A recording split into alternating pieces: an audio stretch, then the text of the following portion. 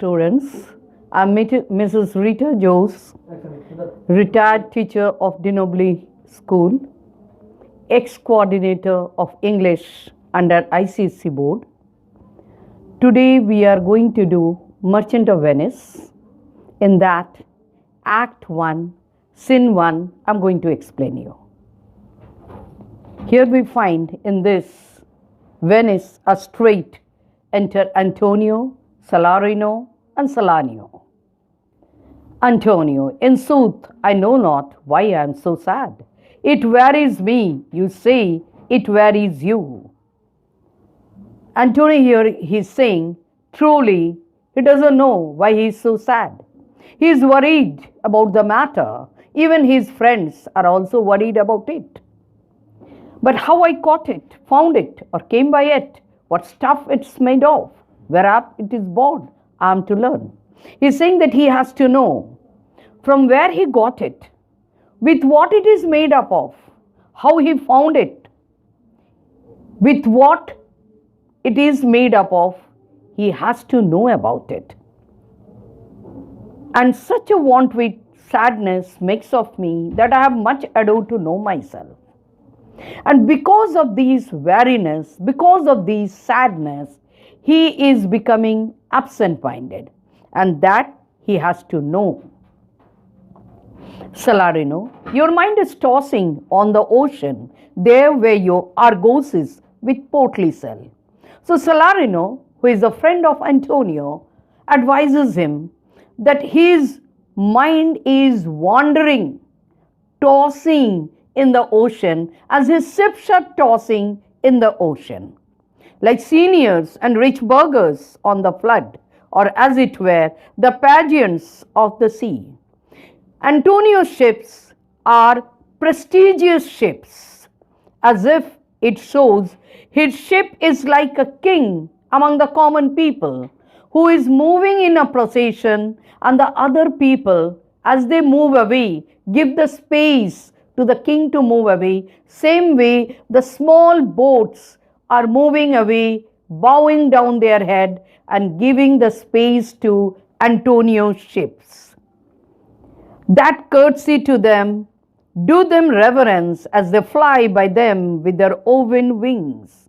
So out of courtesy to show to Antonio's ships, the small boats are moving away, and Antonio's ships are sailing by canvas sails. Salanio, believe me, sir, had I such venture forth, the better part of my affections would be with my hopes abroad. Here Salanio says to Antonio that if he had such a business in the abroad, his feelings would have been always with the ship.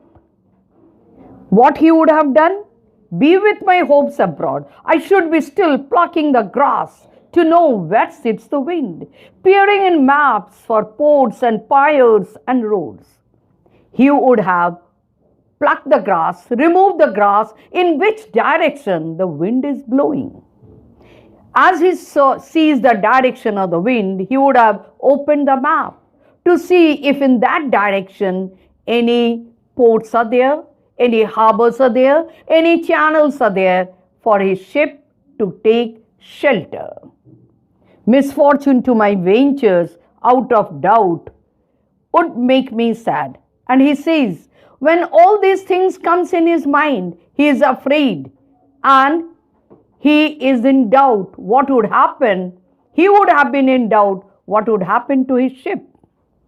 Salarino, again he repeats, my wind cooling my broth. Salarino is saying that he also will be in the same condition. When he takes the soup near to drink, his air that he exhales, it cools down the soup. Would blow me to an ague when I thought what harm wind to great at sea might do. Then what would happen to his ships if there is a storm in the sea? That would make me shiver with fever. I should not see the sandy hourglass run, but I should think of shallow and of flats and see my wealthy Andrew docked in sand, veiling her high top lower than her ribs, to kiss her burial. He would not see the sandy hourglass because that sand of the hourglass would remind him about the flats and the narrow sea water where his ship Andrew may tumble down, and the upper part would have been kissing its burial ground. Should I go to church and see the holy edifice of stone and not bethink me straight of dangerous rocks, which touching but my gentle vessel's side would scatter all the spices on the stream, enrobe the roaring waters with my silk? He would not go to the church if his business ships are in the sea, because when he goes to the church and see the church is made of rocks, it will remind him about the Inchcape rock. If his ships get dashed against the Inchcape rock, it will wreck, and all the spices that it was carrying would scatter in the water, and the silk cloth would cover the water, which was valuable for so long, would lose all its value.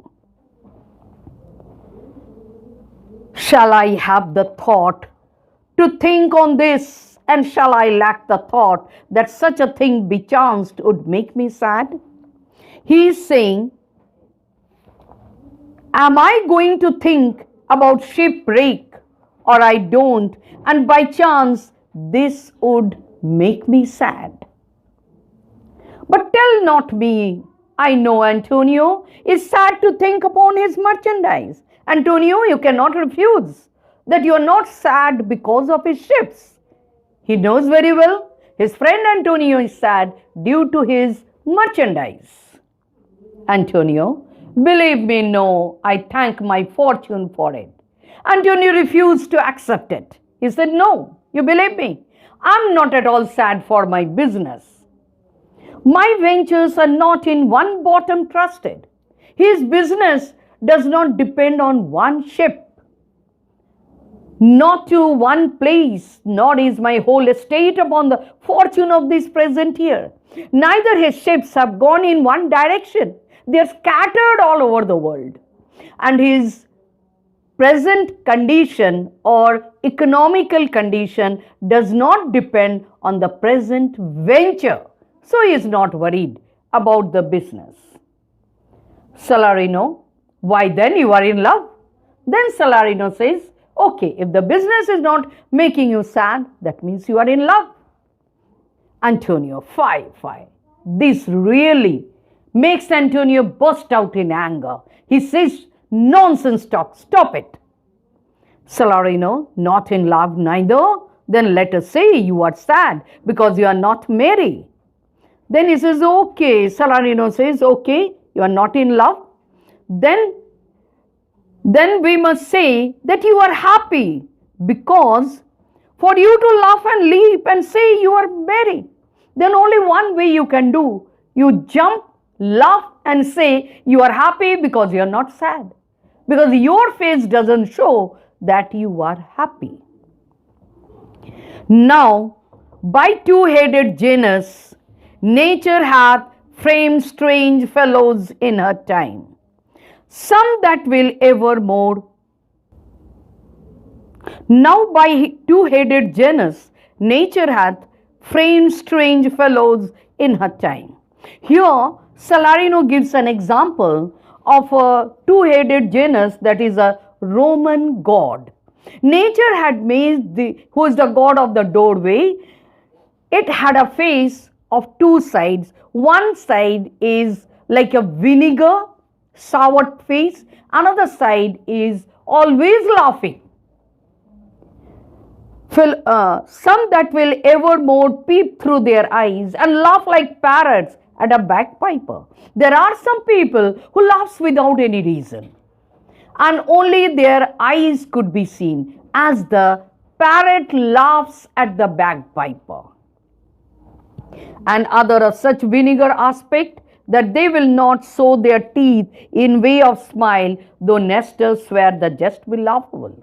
And there are some people who has a sour nature, always serious. Nestor, who was a Greek general, a very serious person, full of gravity. Even when he hears a joke story, he says, what a laughable thing it is. But this kind of people will not show their teeth. Salanio, here comes Bassanio, your most noble kinsman. Grassanio and Lorenzo, fare you well. We leave you now with better company. In the meantime, we find Salanio sees that Bassanio, Lorenzo and Grassanio is coming, so that he takes a chance. He says that Bassanio, your bosom friend, has come. Grassanio with Grassanio and Lorenzo, so goodbye. Now you stay with them, we are leaving you. Salarino, I would have stayed till I had made you merry, if worthier friends had not prevented me. Salarino says, I would stay with you if they would not have come. Until you had smiled, I would have stayed with you. But as they have come, so I have to leave the place. Antonio, your worth is very dear in my regard, I take it. Your own business calls on you, and you embrace the occasion to depart. Antonio says, according to him, they all are same for him. They all are his best friend. Now maybe they are having their own personal business and they took this chance to go out. Now here we find Bassanio, the bosom friend of Antonio, Lorenzo, Grassanio, they all are friend of Antonio. They have entered now. Salarino, good morrow, my good lords. He wishes to them by saying, good morning, Bassanio. Good seniors both, when shall we laugh? Say when. You grow exceeding strange. Must it be so? Then Bassanio is saying, these days we are not meeting together and not having get together. When are we going to meet? We are growing stranger nowadays. Salarino, we will make our leisure to attend on yours. Okay, we'll find out our free time to meet together and laugh together. Exeunt Salarino and Salanio. Lorenzo, my lord Bassanio, since you have found Antonio, we too will leave you, but at dinner time, I pray you have in mind where we must meet. So Lorenzo also takes the chance to go out from here, because Antonio and Bassanio, their friendship is known by everyone. So they want to leave them together, and Lorenzo reminds Antonio that during the dinner time, they all will meet together. Bassanio, I will not fail you. Okay, I'll remember about it. Grassanio, you look not well. Senior Antonio, you have too much respect upon the world. They lose it, they do buy it with much care. Believe me, you are marvelously changed. Grassanio says to Antonio that he is not looking well. Might be he is thinking too much about the world. And the people, those who are thinking about the world so much, they are completely changed. So such kind of change has come in Grassanio. Sorry, in Antonio. Antonio, I hold the world, but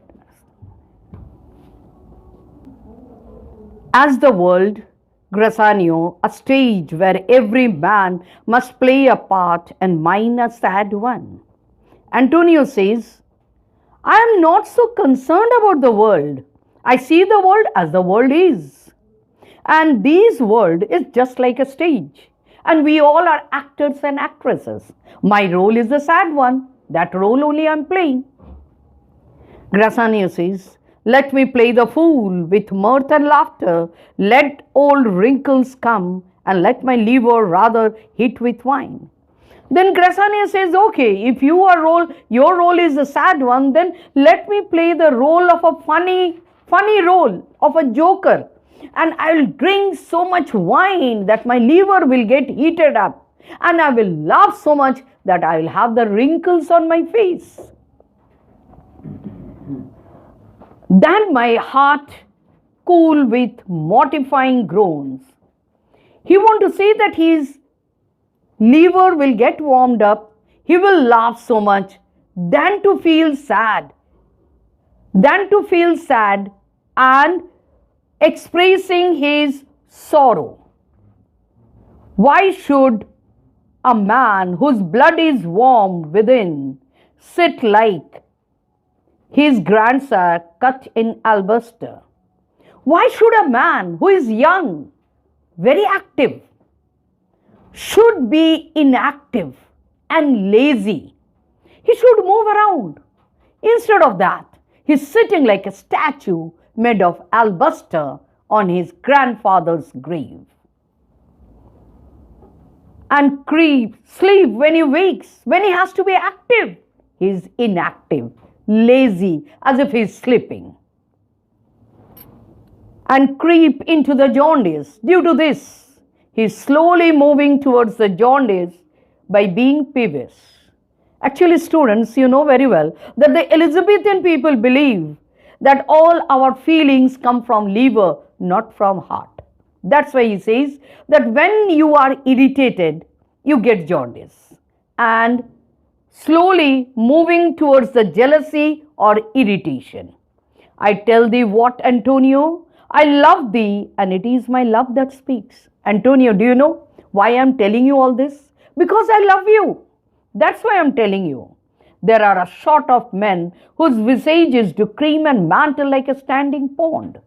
There are some people in this world who wears upon their faces the mask, try to hide their real feeling, just like a stagnant pond with the slime on it. And do a willful stillness entertain with purpose to be dressed in an opinion of wisdom, gravity, profound conceit. They put on such serious airs deliberately in order to be called man of wisdom, gravity, and profound conceit. And what do they say? I am Sir Oracle, and when I open my lips, let the dog bark. They call themselves Mr. Oracle, who is the God's messenger, and says when they talk, no dog should bark. Oh my Antonio, I do know of this, that therefore only are reputed wise for saying nothing. So he says, Antonio, do you know? They are considered to be very intelligent as long as they don't open their mouth. When I am very sure, if they should speak, would almost damn those ears which hearing them would call their brothers fool. And when these kind of people open their mouth, the audience who are listening to them, they will close their ear and say, you fool, shut your mouth. I'll tell thee more of these another time, but fish not with this melancholy bet for this full guardian. He says, I'll tell you about this other time, but do not bet your hook with these melancholy to catch or to get the people's opinion that very conceited. This kind of things are done by the cheap people. Come, good Lorenzo, fare you well a while. I will end my exhortation after dinner. Then he calls Lorenzo, let's go. Okay, bye. I will complete my advice after the dinner. Lorenzo, well, we will leave you then till dinner time. I must be one of these same dumb wise men, for Grassanio never lets me speak. And Lorenzo says, okay, we are going, we'll meet you at the dinner time. And if I am with Grassanio for few times, I will become a dumb fellow. Because Grassanio never allows anyone to speak. Grassanio, well, keep me company but 2 years more. Thou shalt not know the sound of thine own tongue. Then Grassanio makes fun of him and says, if you stay with me for 2 years, no, you won't be able to recognize your own voice only. Antonio, farewell, I will grow a talker for this year. Okay? Antonio says, if this is the reason, then I will become talkative. Grassanio thanks in faith for silence is only commendable in a neat's tongue died. Then Grassanio says, okay, thanks for silence because you did not allow me to speak. And keeping quiet is only praiseworthy to a unmarried, or you can say a dried ox tongue. When they are put on the dining table, they don't shout as they shout when they are alive. Exeunt Grassanio and Lorenzo. Antonio, is that anything now? Now Antonio and Bassanio, both the close friends, are together and wants to know for what Bassanio has come. Bassanio, Grassanio speaks an infinite deal of nothing more than any man in all Venice. Then Bassanio says that Grassanio speaks a lot more than any person in Venice. His reasons are as 2 grains of wheat hid in 2 bushels of chaff. You shall seek all day before you find them, and when you have them, they are not worth the search. Here, Grassanio's talk is compared with the 2 bushels of husk. In the 2 bushels of husk, if you go on searching, you may get 2-3 grains of wheat, which has no value after such a hard work. Same way, Grassanio speaks a lot. In that he may speak 2 or 3 important sentences, but with such a rubbish talk, 2-3 sentences lose its importance. Antonio, well, tell me now, what lady is the saint to whom you swore a secret pilgrimage that you today promised to tell me of? Now Antonio asks his friend, about which lady were you saying that you are going to meet her, like as if you are going for a pilgrimage? You promised me to tell her name. Bassanio, it's not unknown to you, Antonio, how much I have disabled mine estate. Then he tells Antonio, you know very well know how much I have spoiled the inherited wealth by something sowing a more swelling port than my faint means would grant continuance. I have squandered away my wealth in leading a luxurious life which my modest income did not allow.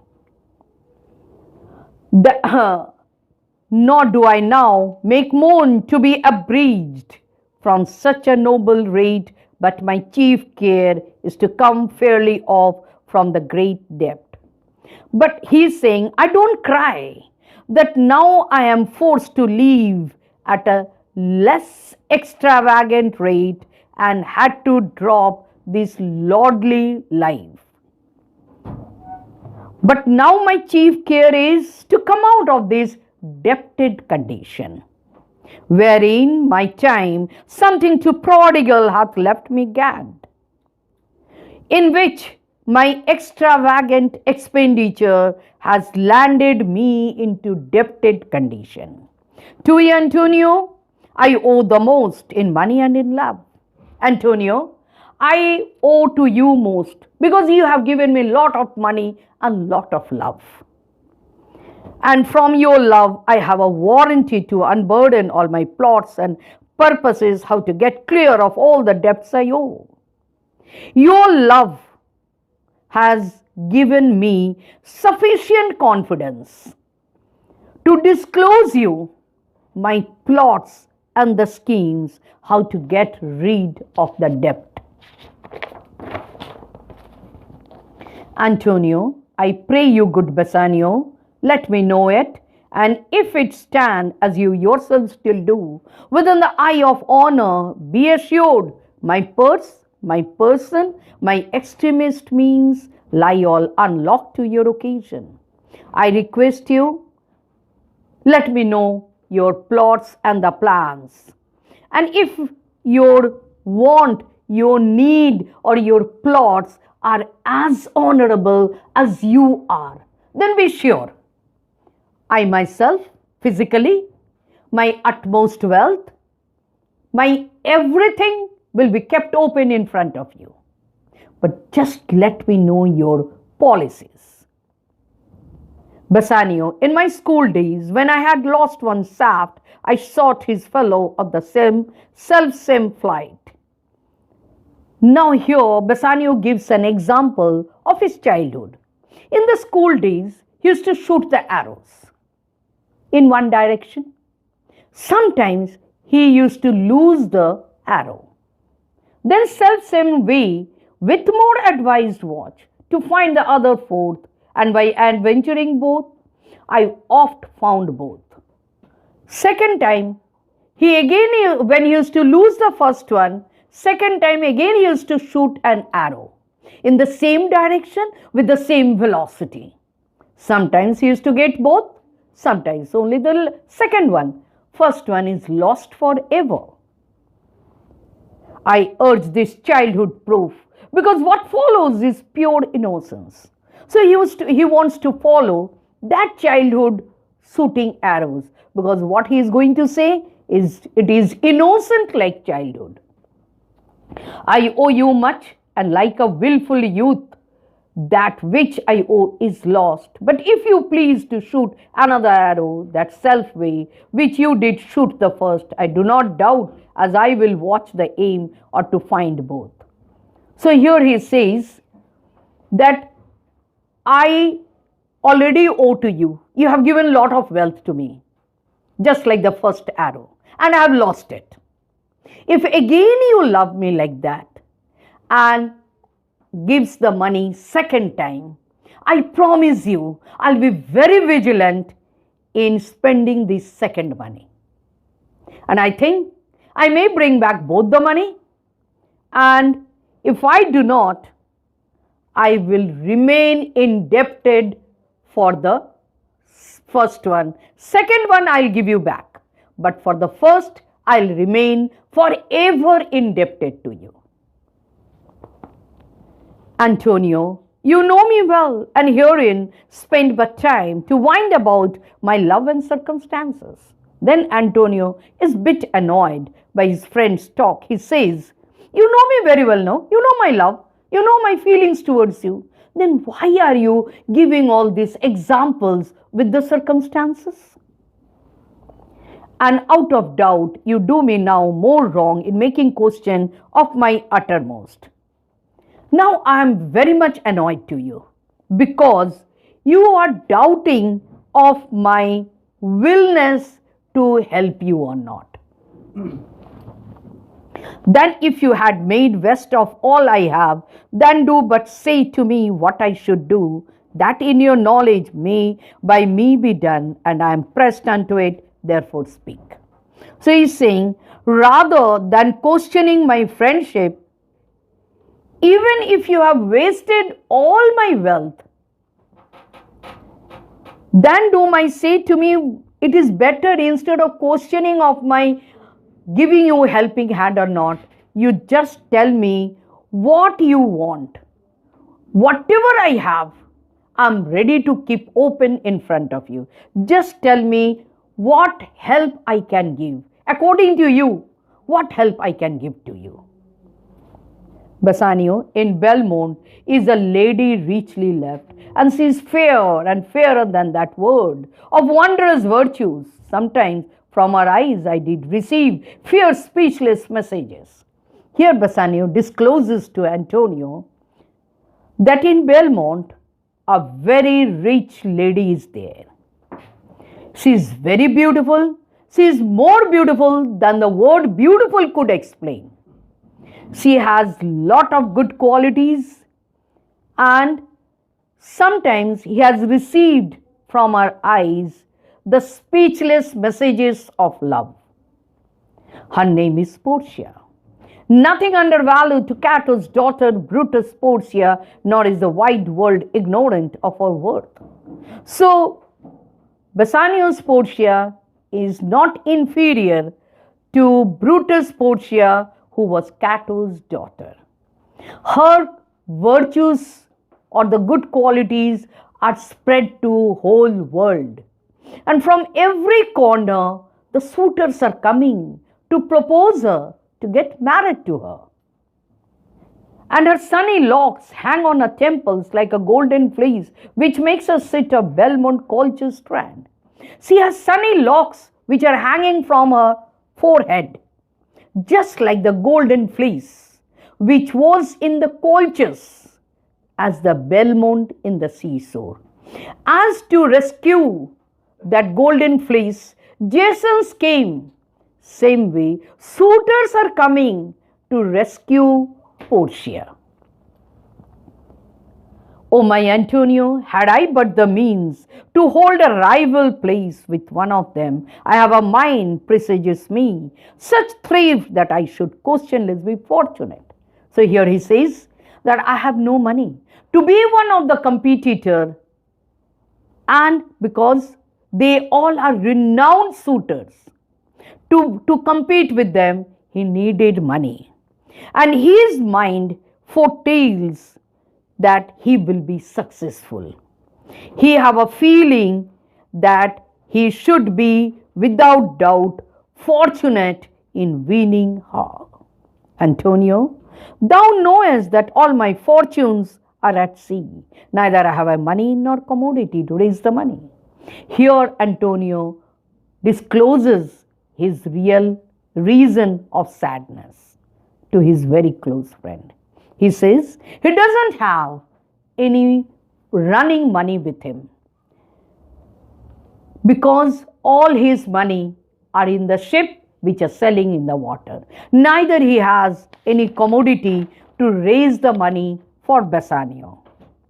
Therefore, go forth, try what my credit can in Venice do, that shall be racked even to the uttermost to furnish thee to Belmont. So he says, he asks Bassanio to go to the Venice market and borrow money in the name of Antonio, and then he can take those money, gather together, which will help him to go to Belmont to meet beautiful Portia.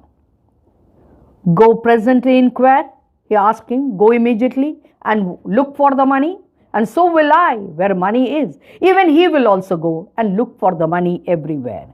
And I no question make to have it of my trust or for my sake. And he says, because of his business credit or on account of his personal surety, he thinks he may get the money.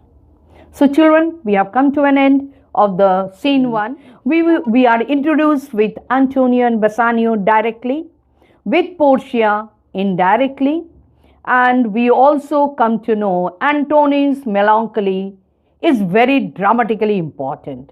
It strikes the keynote of the play, which is pathos. His melancholy is in harmony with the tragic incidents of the play, the revengeful hatred of Shylock, the suffering of Antonio at the supposed loss of his ships, and the trial scene. So children, thank you for being with me for so long. If you like it, please press the subscriber, share it with the weaker students, which will be benefit for them. And if you like it, press it. Thank you.